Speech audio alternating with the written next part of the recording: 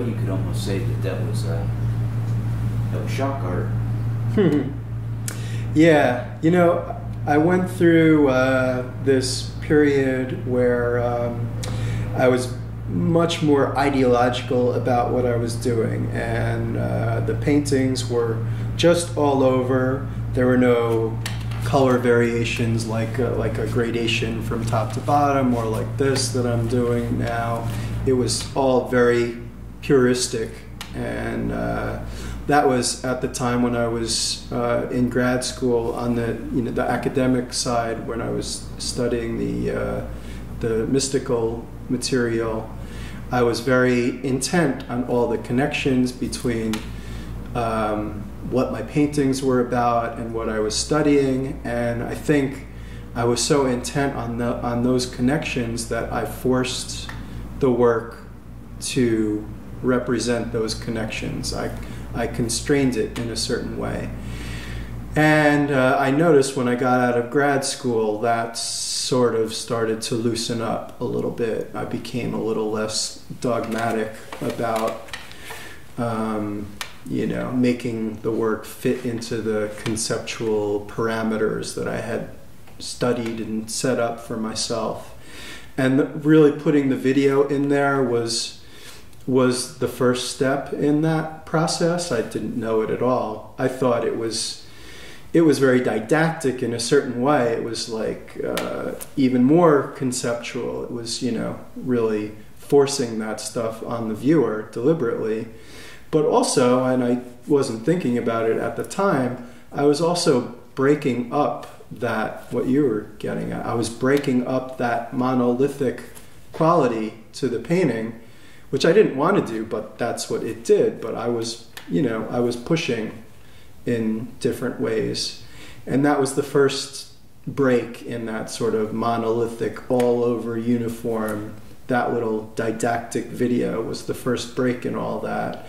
And then after that, it started to be much more liberated, relatively speaking. For me, it was liberated. For somebody else, not so much.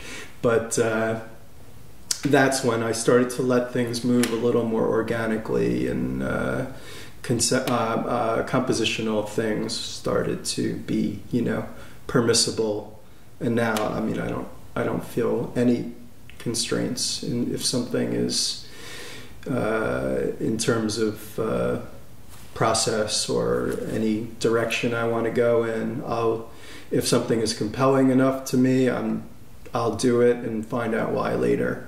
I'm not governed by any of those other parameters that came from the academic study of mysticism.